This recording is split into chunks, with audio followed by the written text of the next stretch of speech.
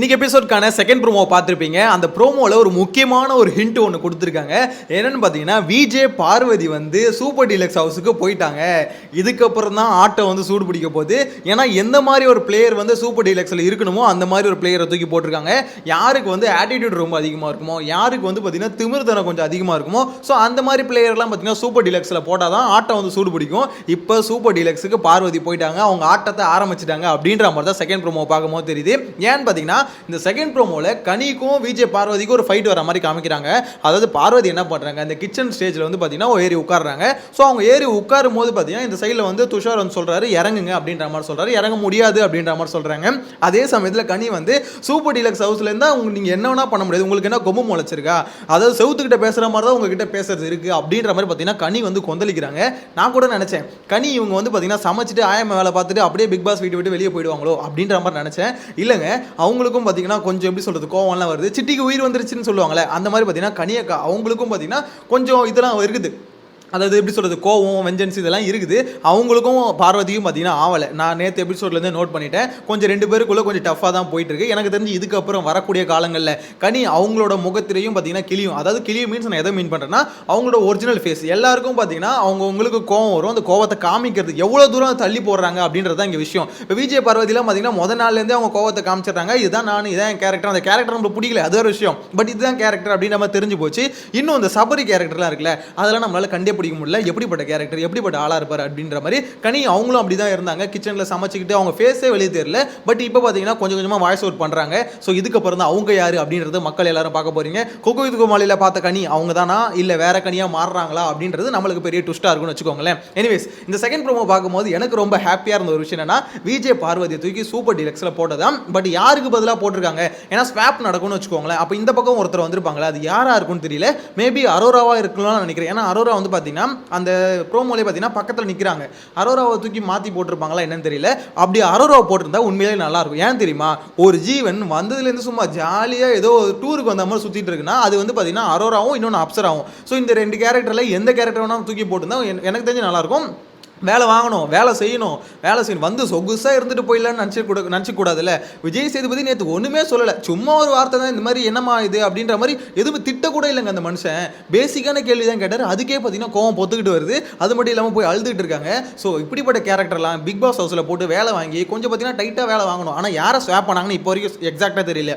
பார்வதி அங்கே போயிருக்காங்க, அதுக்கு பதிலாக அங்கேருந்து யாரை இங்கே உள்ள தூக்கி போட்டாங்கன்னு தெரியல. ஆனால் என்ன பொறுத்த வரைக்கும் பார்வதி கிட்டேருந்து இதுக்கப்புறம் கண்டென்ட் கொட்ட போகுது அப்படின்ற மாதிரி தெரியுது. இந்த ப்ரோமோல யாரு பக்கம் ப்ரோ நியாயம் இருக்கு அப்படின்னு கேட்டீங்கன்னா அது வந்து எக்ஸாக்டா தெரியலங்க. ஏன்னா இவங்க எதுக்கு அந்த கிச்சன் மேலே ஏறி உட்கார்றாங்க அப்படின்ற மாதிரி தெரியல. பட் உட்கார்றது அவ்வளோ பெரிய தப்பா அப்படின்னு கேட்டீங்கன்னா அப்பெல்லாம் எல்லாம் உட்காந்துட்டு போடணும் விட்டுலாம். பட் அவங்க சைடில் பார்த்தீங்கன்னா இது எங்க ஒர்க்கிங் பிளேஸ், நாங்கள் வந்து உட்காரக்கூடாது சொன்னால் உட்காரக்கூடாது அப்படின்ற மாதிரி அவங்க சொல்றாங்க.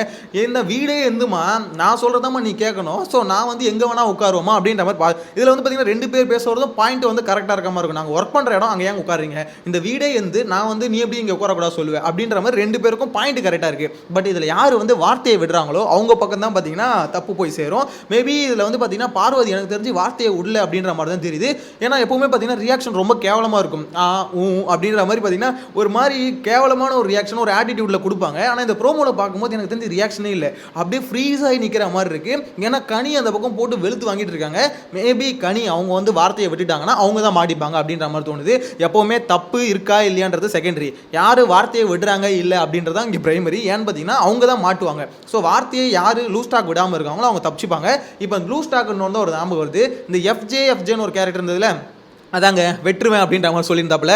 ஸோ அவர் என்ன பண்ணியிருக்காருன்னா இப்போ இன்னொரு வார்த்தையை விட்டுருக்காரு. யாருக்கு அகேன்ஸ்டானா வியனா இருக்காங்களா, வியனாக்கு அகேன்ஸ்டாக இப்போ லைவ் பார்த்துருந்தா தெரிஞ்சிருக்கும். ஸோ அவங்களுக்கு அகேன்ஸ்டாக ஒரு விட்ட ஒரு வார்த்தை ஸ்ட்ரிப்பர் கேர்ள்ஸ் அப்படின்ற மாதிரி விட்டுருக்காரு.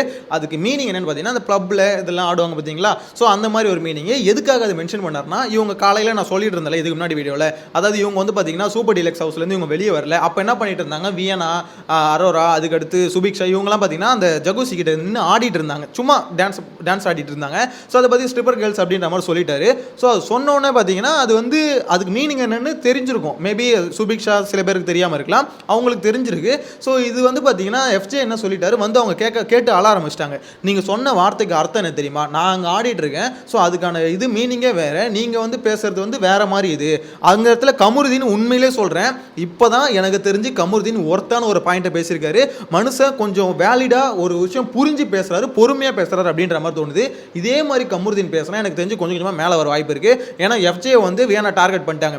எங்கள் வீடு வந்து ரொம்ப ரெஸ்ட்ரிக்டடான வீடு, ஸோ அப்படிப்பட்ட ஃபேமிலியிலேருந்து நான் வரேன், என்னை பார்த்து இப்படி ஒரு வார்த்தை எப்படி யூஸ் பண்ண, நீ என்ன மட்டும் யூஸ் பண்ணல, அங்கே இருக்க கேர்ள்ஸ் எல்லாரையும் சேர்த்து அங்கே நாங்கள் 3 பேர் இருந்தோம், 3 பேர் சேர்த்து தான் சொல்கிறேன், யாருக்காக இருந்தாலும் அது தப்பாக தானே இருக்கும் அப்படின்ற மாதிரி கேட்டாங்க. அதுக்கப்புறம் வந்து கமருதீன் கேட்டார், இந்த ஸ்ட்ரிப்பர் கேர்ள்ஸ்னு சொன்னல அதுக்கு மீனிங் என்னன்னு தெரியுமா, இந்த மாதிரி டான்ஸ் ஆடுவாங்க, சரி அது கடைசியில் என்ன பண்ணுவாங்கன்னு உங்களுக்கு தெரியுமா அப்படின்னா, கடைசியில் வந்து பார்த்தீங்கன்னா சில பல வேலைகள் நடக்கும். ஸோ அப்படின்னும் போது அந்த வார்த்தையை தூக்கி நீங்கள் யூஸ் பண்ணுறேன்னா அது எவ்வளோ பேர் தப்பான விஷயம். இது வந்து நீ யூஸ் பண்ணது ரொம்ப பெரிய தப்பு, தெரிஞ்சுக்கிட்டு வந்தால் பண்ணு அப்படின்னு எஃப்ஜே வந்து பார்த்தீங்கன்னா பேக் ஸ்டாப்பில், இல்லைங்க எனக்கு தெரியாது, அந்த வார்த்தைக்கு மீனிங் தெரியாது, மீனிங் தெரியாமல் யூஸ் பண்ண அப்படின்ற ஒரு கேள்வி வருதுல்ல. எல்லா மீனிங்கும் தெரியுது பயபில், அதாவது வார்த்தையை விட்டுட்டாப்புல. எனக்கு தெரிஞ்சு வியனா கரெக்டாக பிடிச்சிட்டாங்க. கொஞ்சம் நேரம் கழிச்சு தான் வந்து அந்த இது நடந்தது, ஓகேங்களா. எப்பயோ சொன்னார், அதுக்கப்புறம் எப்பயோ வந்து அவங்க கேட்டாங்கன்னு வச்சுக்கோங்களேன். மேபி அவங்க யோசிச்சிருக்கலாம், இந்த மாதிரி வார்த்தையை சொன்னார் அப்படின்னு யோசிச்சுட்டு வந்து கேட்டிருக்கலாம். என்ன பொறுத்த வரைக்கும் எஃப்ஜேக்கும் வியனாக்கும் ஒரு பயங்கரமான டஃப் வந்துருச்சு அப்படின்ற மாதிரி தான் சொல்லணும். அதே மாதிரி அவர் விட்ட வார்த்தை ரொம்ப தப்பு. எஃப்ஜே வசமாக சிக்க போகிறாரோ அப்படின்ற மாதிரி தோணுதுங்க. ஏன்னா எப்பவுமே இந்த வார்த்தையை விடுறவங்க வந்து ரொம்ப நாளாக தாக்கு பிடிக்க முடியாது, சீக்கிரமா சிக்கிடுவாங்க. அதே மாதிரி ஆட்டிடியூடும் இருக்கு. யாராவது ஒருத்தர் கேட்டாங்கன்னு வச்சுக்கோங்களேன், தப்பா அந்த டக்குன்னு சாரி கேட்டு போயிடணும், முடிஞ்சுது, அதோட அது முடிஞ்சுது. ஆனால் இந்த சாரி கேட்காம வந்து நான் பேசுறது கரெக்ட் அப்படின்ற மாதிரி அப்படியே சொல்றது ஒரு மாதிரி அதே ஸ்டப்பனாக இருக்காங்க பார்த்தீங்களா, அவங்க மாட்டிப்பாங்க. எக்ஸாம்பிளுக்கு விஜய் பார்வதி, அவங்க ஒரு விஷயம் ஒரு தப்பு இருந்துன்னு வச்சுக்கோங்களேன், ஒத்துக்கவே மாட்டாங்க. அவங்க திவாகர் இவங்களாம் இருக்கட்டும், ஸோ இவங்களாம் ஒத்துக்கவே மாட்டாங்க. ஸோ அந்த மாதிரி கேரக்டர் தான் என்னை பொறுத்த வரைக்கும் எஃப்ஜே இப்போ வரைக்கும் பார்க்கும்போது என்னை பொறுத்த வரைக்கும் அப்படி தான் தோணுது. ஆதிரி இருக்காங்களே, ஆதிரையும் எஃப்ஜேவும் எவ்வளோ க்ளோஸாக இருக்காங்க, எல்லா கண்ட்ராவையும் நம்ம பார்த்துட்டு தானே இருக்கோம். ஆனால் இப்போ என்ன மேட்டர்னா, வினோத் வந்து இந்த டீம் பிரிச்சாங்க. அதாவது வீட்டுக்குள்ள வந்து யார் கிச்சன் டீம் போகணும், யார் இந்த டீம் போகணும் அப்படின்னு டீம் பிரிச்சாங்க. ஸோ கிச்சன் டீமில் வந்து இப்போ எஃப்ஜே இதெல்லாம் இருக்காங்க. அதில் வந்து பார்த்தீங்கன்னா ஆதிரை இங்கே வந்தால் கரெக்டாக இருக்கும் அப்படின்ற மாதிரி எஃப்ஜே வந்து ஒரு வார்த்தையை சொல்லியிருப்பாரு. ஸோ அது கம்ஃபர்டபுளாக இருக்கும் அப்படின்ற மாதிரி சொல்லியிருப்பாரு. அதுக்கு வினோத் சொல்லியிருப்பாரு, உங்கள் கம்ஃபர்டபுளுக்குலாம் இங்கே வந்து ஆள் எடுக்கக்கூடாது அப்படின்ற மாதிரி. அதுக்கு வந்து பார்த்தீங்கன்னா எஃப்ஜே கோவம் பொத்துக்கிட்டு வந்துட்டு இருக்கும். அதாவது அது வந்து வேற இன்டெரக்டாக மீனிங்காக இருக்குது. எஃப்ஜேக்கும் ஆதிரைக்கும் ஏதோ ஒன்று போகுது, அதனால இவன் ஆதிரையை கூப்பிட்றான் அப்படின்ற மாதிரி இன்டெரக்டாக மீனிங் வந்து வெளியே ரெஜிஸ்டர் ஆகல. அது எப்படி சொல்லுவேன் அப்படின்னு சொல்லிட்டு வினோத் வினோத்துக்கிட்ட பயங்கரமாக சண்டை போட்டுட்டு இருந்தாரு. அப்போ எனக்கு என்ன தெரியுமா தோணுச்சு, அவ்வளோ நொரநாட்டியம் பேசுகிற நீனு, அவ்வளோ தெளிவாக பேசணும்னு நினைக்கிற நீனு, உன்னை யாரும் தப்பாக பார்க்கக்கூடாதுன்னு நினைக்கிற நீனு ஏன் போய் மடியில் பத்துங்கிற அப்படின்ற ஒரு கேள்வி இருக்குல்ல. அதாவது அவரையும் ஆதிரியும் எதுவும் சேர்த்து வச்சு அவர் பேசிடக்கூடாதான். ஏன்னா நீங்கள் பண்ணுறதெல்லாம் பண்ணிவிட்டு உங்களை சேர்த்து வச்சு பேசக்கூடாதுன்னு சொன்னால் என்னடா நியாயம். இதில் வந்து சில பேர் சொல்லுவாங்க, அதாவது எப்படி அவங்க மடியில் படுத்த என்ன தப்பு அப்படின்ற மாதிரி. டேய் லைவில் நாங்கள் எல்லாம் பார்த்துக்கிட்டு இருக்கோம், என்னென்ன அழிச்சாட்டியம் பண்ணுறீங்க அப்படின்ற மாதிரி. நிக்சன் பூர்ணிமா என்ன பண்ணாங்களோ அப்படியே காப்பி பேஸ்ட் பண்ணி ஆதிரையும் எஃப்ஜேவும் பண்ணிட்டு இருக்காங்க. அதுதான் இங்கே ரியலாக நடந்துட்டு இருக்கு. இதை சொன்னால் சில பேர் பொங்குவானுங்க, பொங்குனவும் பொங்கிக்கிட்டோம், அது வேறு மேட்ரு. ஆனால் எஃப்ஜேக்கு கோவம் வருது பார்த்தீங்களா, அதை சொல்லும் போது அதை நினச்சாதான் சிரிப்பாக இருக்குது. அப்படி உனக்கு கோவம் வந்ததுன்னா தயவு செஞ்சு அந்த விஷயத்தை திருப்பி பண்ணாத. இங்கே அரோரா துஷார் வந்து கலாய்க்கிறாங்கன்னா கலாய்க்க தான் செய்வாங்க. அது மாதிரி ட்ரோல் மெட்டீரியலாக மாற்றுறாங்க, அதில் ஒரு கண்டென்ட் எடுக்கிறாங்கன்னா கண்டிப்பாக எடுக்க தான் செய்வாங்க. ஏன்னா அவங்க பண்ணுறது அது ஒரு கண்டென்ட், ஃபேக் கண்டென்ட். அதே மாதிரி நீ ஒரு ஃபேக் கண்டென்ட் பண்ணுறனா, நீ வந்து ஆதிரைக்கும் உனக்கு ஏதோ ட்ராக் ஓட்டுற மாதிரி ஒரு கண்டென்ட் ஒன்று பண்ணுறனா, அப்போ என்ன பண்ணணும்னா அது கிரிட்டிசைஸ் பண்ணும்போது அக்செப்ட் பண்ணிக்கணும். ஏன்னா பூர்ணிமாலாம் அக்செப்ட் பண்ணிக்கிட்டாங்க, அதெல்லாம் பிரச்சனை இல்லை. அவங்க பேசுகிறவங்க பேசுகிறா, வாடா நம்ம டான்ஸ் ஆடலாம் அப்படின்ற மாதிரி பூர்ணிமா இருந்தாங்க. அதே மாதிரி எஃப்ஜேவும் ஆதிரையும் இருந்தால் பிரச்சனை இல்லை. ஆதிரை கூட எனக்கு பிரச்சனையே தெரியல, எஃப்ஜேக்கு அது பிரச்சனையாக தெரியுது. அப்போ மூடிக்கின்னு அங்கேருந்து கொஞ்சம் விலகிரு அப்படின்ற மாதிரி தான் சொல்ல தோணுது. எனிவேஸ் இது வந்து பார்த்தீங்கன்னா எஃப்ஜேக்கும் ஆதிரைக்கும் இது நடந்த ஒரு மேட்ரு. ஆனால் என்ன பொறுத்த வரைக்கும் எஃப்ஜே கூட சீக்கிரம் மாட்டிப்பார் அப்படின்ற மாதிரி தான் இப்போ வரைக்கும் பார்க்கும்போது தோணுது. லூஸ் டாக்ஸ் அதிகமாக வராரு. அதுவும் இந்த வேணா கிட்ட அந்த விட்டார் பார்த்தீங்களா, அவங்ககிட்ட கேர்ள்ஸ் அது வந்து ஃபன்னாக சொன்னார் அப்படின்றதெல்லாம் தாண்டி என்ன வார்த்தையை சொல்கிறன்ற ஒன்று இருக்குல்ல. இப்போ எக்ஸாம்பிளுக்கு திவாகர் வந்து கண்ட்ரி ஃப்ரூட் அப்படின்ற மாதிரி தான் சொன்னார். இத்தனைக்கும் அது ஃபன்னாக தான் சொன்னார். அது ஒரு பெரிய விஷயம் விஜய் சேதுபதி கொட்டினார்ல. அப்போ இது எவ்வளோ பெரிய வார்த்தை, இந்த வார்த்தையை நீ ஃபன்னாக கூட யூஸ் பண்ணக்கூடாது, அதை எதுக்கு யூஸ் பண்ணுற அப்படின்ற ஒரு கேள்வி வருதுல. ஸோ கண்டிப்பாக அதுவும் தப்பு தான், வேணா அதை ஹைலைட் பண்ணிட்டாங்க அப்படின்ற மாதிரி தான் சொல்லணும். எனிவேஸ் இப்போ இந்த ப்ரோமோ வைஸ் பார்த்தோன்னு வச்சுக்கோங்களேன், என்ன பொறுத்த வரைக்கும் இன்ட்ரெஸ்டிங்காக இருக்குது. எது அதில் இன்ட்ரெஸ்டிங்காக இருக்குன்னா, விஜய் பார்வதியை தூக்கி சூப்பர் டீலக்ஸில் போட்டாங்கன்னு சொன்னாங்க பாருங்க, கண்ணி சொன்னாங்க பாருங்க, சூப்பர் டீலக்ஸ் ஹவுஸ்ல இருந்தால் உங்களுக்கு கொம்பு முளைக்கு. அப்பயே எனக்கு தெரிஞ்சு போச்சு, ஆஹா சரியான ஆளை தூக்கி சூப்பர் டீலக்ஸில் போட்டாங்க. இதுக்கப்புறம் பிக் பாஸ் ஹவுஸில் இருக்கவங்கள வேலை வாங்குவாங்க. எனக்கு தெரிஞ்சு பார்வதிக்கு மூளை இருக்குது, ஓரளவுக்கு யோசிப்பாங்க, எப்படிலாம் இவங்களை டார்கெட் பண்ணி அடிக்கலாம் அப்படின்ற மாதிரி யோசிப்பாங்க. ஏன்னா நிறைய எதிரிகள் வேறு இருக்காங்க ஆல்ரெடி. ஸோ அந்த எதிரிகளுக்கெல்லாம் பார்த்தீங்கன்னா கண்டிப்பாக இவங்க மூலியமா என்ன குறைச்சல் கொடுக்க முடியுமோ கொடுக்க தான் போகிறாங்க அப்படின்ற மாதிரி தோணுது. நீங்கள் எவ்வளோ இன்ட்ரெஸ்டாக பார்வதியோட ஆட்டத்தை பக்கத்து காத்துட்டு இருக்கீங்க, கமெண்ட்டில் மென்ஷன் பண்ணுங்கள். நெக்ஸ்ட் வீடியோவில் மீட் பண்ணலாம். Bye by.